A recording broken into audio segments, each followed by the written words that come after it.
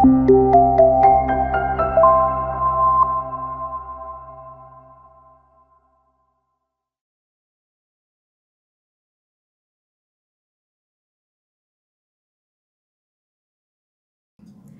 rekan-rekan, kembali lagi dengan saya Rosmayanti.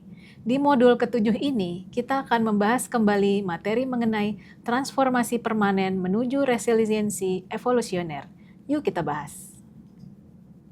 Learning outcome. Mahasiswa mampu merancang strategi kepemimpinan yang resilient untuk menghadapi krisis, perubahan strategis, dan tantangan transformasi digital.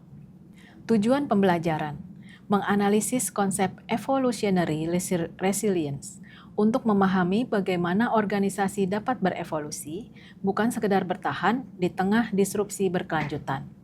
Merancang strategi kepemimpinan yang resilient. Transformasi dengan opportunity mindset. Prinsip ini menantang cara kita bereaksi terhadap krisis. Kita cenderung melihat krisis sebagai ancaman yang menakutkan, sehingga respon alami kita adalah pendekatan defensif, mengurangi biaya, membekukan perekrutan, atau memangkas proyek. Meskipun ini memberikan keuntungan jangka pendek, itu tidak membangun ketahanan jangka panjang. Martin Reeves menekankan, kita harus melihat krisis bukan sekedar ancaman, tetapi sebagai pemicu inovasi dan pertumbuhan baru. Oleh karena itu, fokus utama transformasi kita harus bergeser dari pemulihan menuju penciptaan kembali, reinvention. Penciptaan kembali ini dimulai dari kapasitas imajinatif kita. Kita harus berani memecahkan pola pikir lama yang mengikat kita pada cara kerja di masa lalu. Menggali ide-ide baru yang relevan dengan kondisi pasca krisis yang baru. Dan menciptakan model bisnis yang siap menghadapi lingkungan yang berbeda. Organisasi yang berani berkompetisi dalam imajinasi akan jauh lebih siap untuk berkembang setelah krisis berikutnya. Bukan sekedar bertahan. Ini adalah kunci untuk mengubah resiko menjadi aset pertumbuhan. Percepat transformasi digital. Prinsip kedua ini adalah percepat transformasi digital. Transformasi digital saat ini bukan lagi pilihan tambahan, tapi mesin utama ketangguhan modern. Bila dijalankan dengan tepat, digitalisasi menghasilkan dua hal penting, efisiensi dan resiliensi. Fungsi utamanya adalah meningkatkan fleksibilitas operasional, sehingga kita bisa cepat berputar arah, mempercepat adaptasi, dan memperluas kemampuan kita untuk mengenali peluang baru. Inilah yang kita sebut perceptive power. Bagaimana kita mencapai keunggulan strategis digital ini? Melalui digital ecosystem. Dengan bergabung atau membangun ekosistem, kita mengurangi kebutuhan aset intensif dan mampu membagi risiko. Melalui cognitive liberation, otomatisasi membebaskan kapasitas kognitif manusia dari tugas-tugas rutin. Akibatnya, karyawan dapat fokus pada aktivitas tingkat tinggi, seperti imajinasi dan inovasi. Intinya, perusahaan yang memperkuat basis digital mereka mampu pulih lebih cepat dari gangguan. Saat organisasi lain masih sibuk memulihkan diri, perusahaan yang tangguh sudah melangkah jauh ke depan, memanfaatkan perubahan sebagai peluang pertumbuhan. Prinsip ketiga ini menegaskan bahwa kita harus mempertahankan fokus pada resiliensi bahkan di masa-masa stabil atau masa-masa indah. Ini adalah kesalahan strategis yang umum. Begitu krisis berlalu dan ekonomi membaik, organisasi cenderung mengabaikan upaya ketahanan, padahal krisis di masa depan tidak bisa dihindari. Menurut Martin Reeves, organisasi yang berhasil menjadikan resiliensi sebagai pilar perubahan korporat yang permanen akan menjadi pemenang jangka panjang. Ini berarti fokus transformasi harus diarahkan pada mengutamakan grow over cost cutting. Resiliensi sejati didorong oleh investasi untuk pertumbuhan, bukan hanya penghematan defensif. Menjaga keseimbangan finansial, debt reduction over debt financing, agar memiliki bantalan saat guncangan datang. Menciptakan sistem yang luas, operational flexibility over direct control, sehingga kita dapat menyesuaikan diri dengan cepat.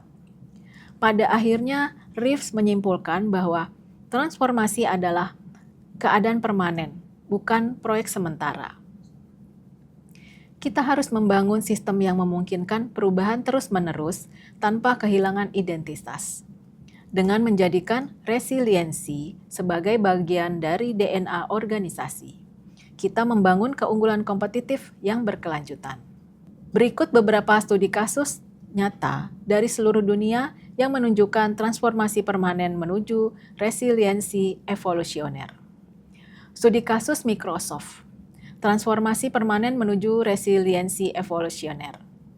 Ketika Martin Reeves dari Boston Consulting Group pada tahun 2021 memperkenalkan konsep evolutionary resilience, ia menantang organisasi untuk tidak hanya pulih dari krisis, tetapi juga berevolusi karenanya.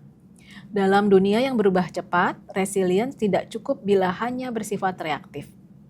Organisasi harus menginternalisasi perubahan sebagai bagian dari DNA-nya. Sebuah kondisi yang disebut Reeves sebagai transformasi permanen. Salah satu contoh paling kuat dari prinsip ini adalah transformasi Microsoft di bawah kepemimpinan Satya Nadella. Dari perusahaan teknologi yang sempat kehilangan relevansi di awal tahun 2010-an, Microsoft menjelma menjadi organisasi yang tidak hanya bertahan di tengah disrupsi digital, tetapi juga berkembang melampaui batas industrinya.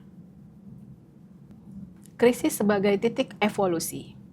Pada awal dekade 2010-an, Microsoft menghadapi stagnasi. Produk-produk seperti Windows dan Office masih dominan, tetapi dunia bergerak cepat ke arah cloud computing, open source, dan mobile teknologi. Area yang saat itu diabaikan oleh Microsoft.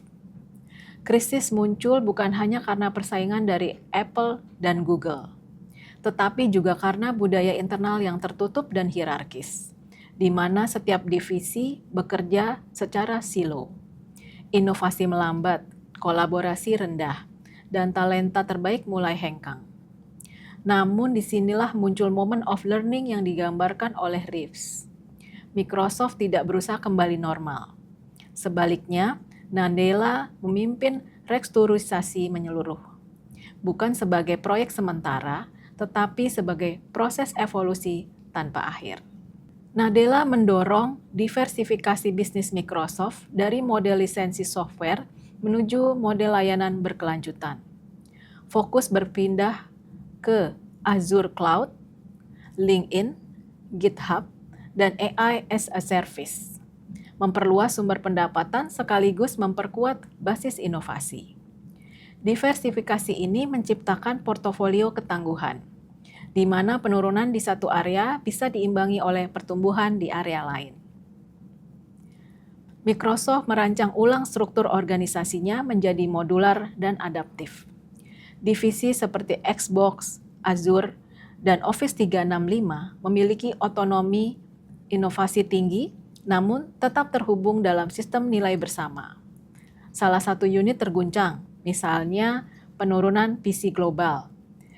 Unit lain tetap beroperasi tanpa gangguan keseluruhan sistem. Microsoft mengembangkan sistem feedback loop real-time melalui data pelanggan dan tim internal. Produk seperti Teams dan Azure diperbarui secara mingguan berdasarkan usage data. Gagal cepat, fail fast, dan belajar cepat menjadi bagian dari budaya, sesuai dengan prinsip loop pembelajaran cepat Reeves. Reorientasi terbesar Nadella adalah transformasi nilai dan makna kerja. Ia mengganti moto lama Know It All menjadi Learn It All. Filosofi ini mengembangkan Microsoft ke akar misinya, to empower every person and every organization on the planet to achieve more. Dengan arah moral dan emosional ini, Microsoft membangun ketangguhan bukan hanya dari teknologi, tetapi dari identitas. Reeves menolak gagasan bahwa Transformasi adalah proyek sementara. Microsoft membuktikan hal ini dengan menciptakan mekanisme perubahan terus-menerus. Setiap divisi memiliki innovation spirit cycle yang berlangsung sepanjang tahun. Keputusan strategis diambil dengan prinsip dynamic resource allocation. Sumber daya dapat dipindahkan dengan cepat ke area yang lebih menjanjikan. Kultur grow mindset memastikan karyawan itu terus berevolusi bersama organisasi, bukan hanya mengikuti perintah dari atasan. Akibatnya, transformasi menjadi state of being, keadaan permanen bukan proyek sementara. Pelajaran praktis. Kasus Microsoft menggambarkan penerapan konkret prinsip evolutionary resilience, Martin Reeves, dan pendekatan PMI tentang keseimbangan antara ketangguhan dan kinerja. Beberapa pembelajaran kunci. Resiliensi bukan hasil dari krisis, melainkan dari desain sistemik. Transformasi bukan proyek, tetapi kondisi permanen yang harus dilembagakan. Kinerja sejati adalah keberlanjutan performa, bukan sekedar efisiensi jangka pendek. Simpulan, transformasi Microsoft menunjukkan bahwa organisasi modern dapat mencapai resilient as evolution, bukan hanya recovery after crisis.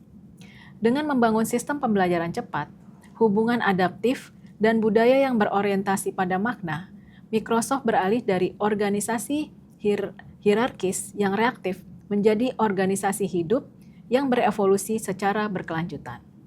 Kasus ini membuktikan tesis Martin Reeves. Resilience is not about bouncing back, but about bouncing forward. Baik rekan-rekan, semoga pembahasan kita bermanfaat. Terima kasih dan sampai jumpa di modul selanjutnya.